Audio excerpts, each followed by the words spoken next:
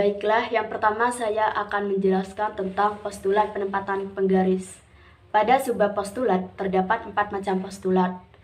Postulat penempatan penggaris ini terdapat di postulat keempat yang mempunyai konsep diberikan 2 titik P dan Q pada satu garis. Sistem koordinat dapat dipilih sedemikian hingga koordinat titik P adalah 0 dan koordinat titik Q adalah positif.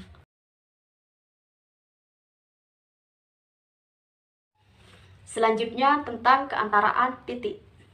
Pada definisi 1.1 tentang keantaraan titik berbunyi 3 titik A, B, dan C, yang mana titik B berada di antara titik A dan titik C jika dan hanya jika titik A, B, dan C berada pada garis yang sama dan AB plus BC sama dengan AC.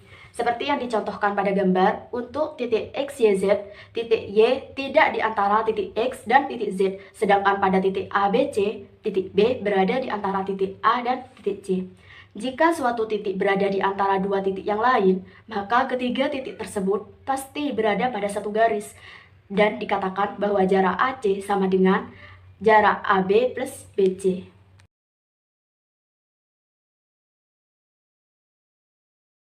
Selanjutnya tentang ruas garis atau segmen.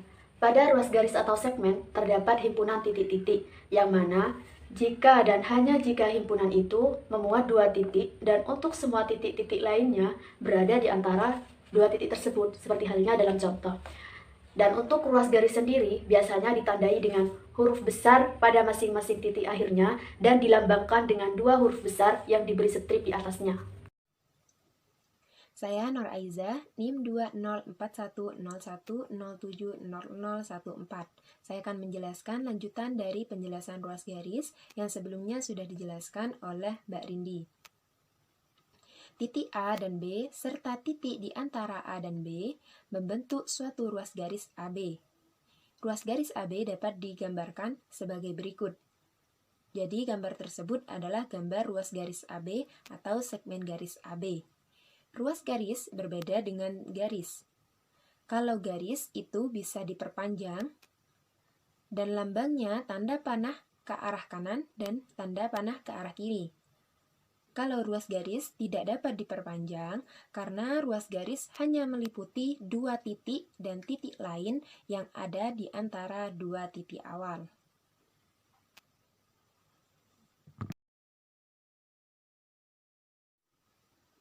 Selanjutnya saya akan menjelaskan definisi segmen kongruen.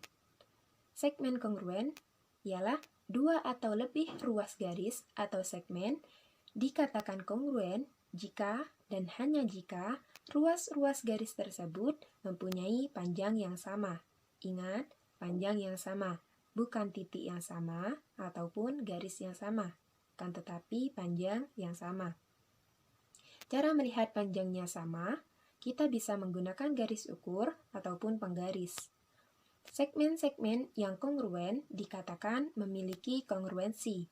Simbol kongruen bermakna kongruen dengan dan sebaliknya.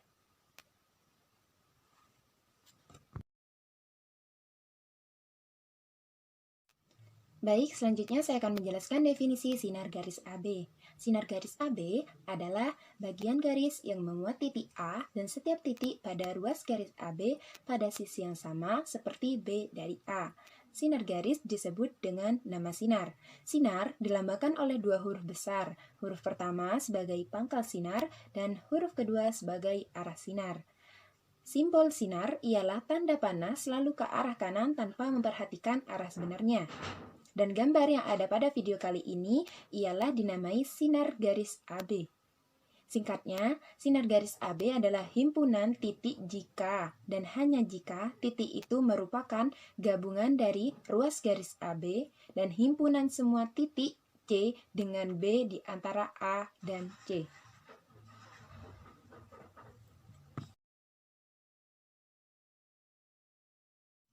Selanjutnya saya akan menjelaskan definisi sinar berlawanan. Sinar yang berlawanan adalah dua sinar berlainan pada garis yang sama dan mempunyai titik pangkal yang sama.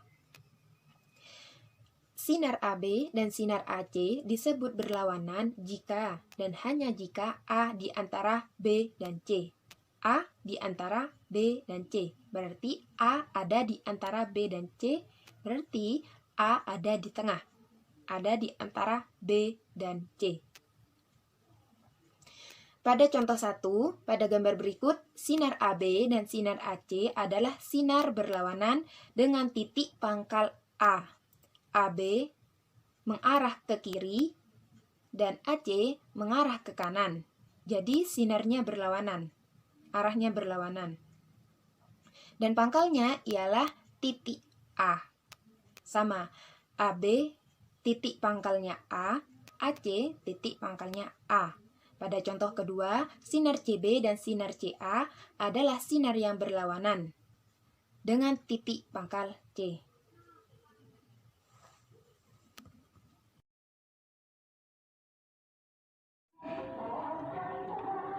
Yang ketujuh yaitu bisektor.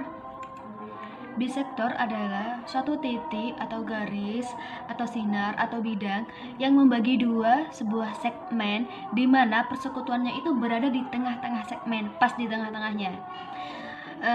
Yang membagi dua panjang itu, yang sama-sama panjang, itu disebut bisektor. Jadi semuanya ini adalah sebuah segmen ya, anggap saja ini adalah segmen. Ini titik tengahnya ada berada di sini. Semuanya titik, berarti ya titik di sini membagi tengah segmen atau garis. Kalau garis kan berarti gini ya, salib nanti bentuknya. Terserah garisnya itu bisa tegak lurus atau miring, terserah. Ataupun sinar. Kalau sinar kan miring, anak panah terserah entah itu ke atas atau miring, anak panahnya satu ya. Kalau garis, anak panahnya dua di atas, di ujung-ujung tuh ada anak panahnya. Jangan lupa pelajaran yang kemarin. Ataupun bidang tau kan, bidang entah itu segi 4 atau segitiga yang membagi pas-pas di tengah. Jadi semuanya itu ada bidang ini ya, ini. Jadi pas di tengah-tengah lah, seperti ini. Begini, ini dinamakan bisektor. Seperti itu.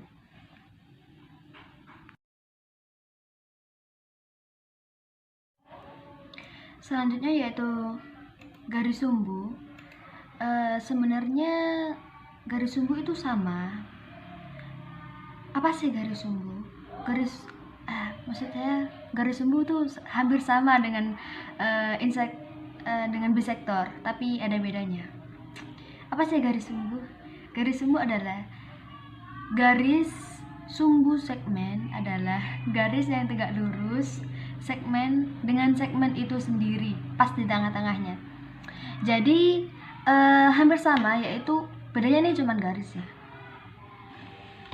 Jadi seumpamanya tuh ada segmen. Nah, segmen ya.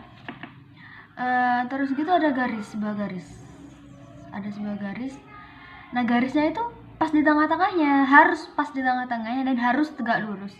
Bedanya dengan bisektor, kalau bisektor itu tidak harus tegak lurus. Gini boleh. Tapi kalau garis sumbu itu harus lurus, harus tegak lurus. Jadi sudutnya sudut siku-siku ya, 90 derajat. Seperti itu. Itu bedanya. Lanjut slide selanjutnya. Di slide selanjutnya ini sebenarnya akan dibahas oleh kelompok yang lanjutnya. Saya cantumkan di sini. Sebenarnya ini lepas dari tanggung jawab kelompok kami. Jadi untuk tambahan aja, untuk kalian belajar, untuk dibaca-baca.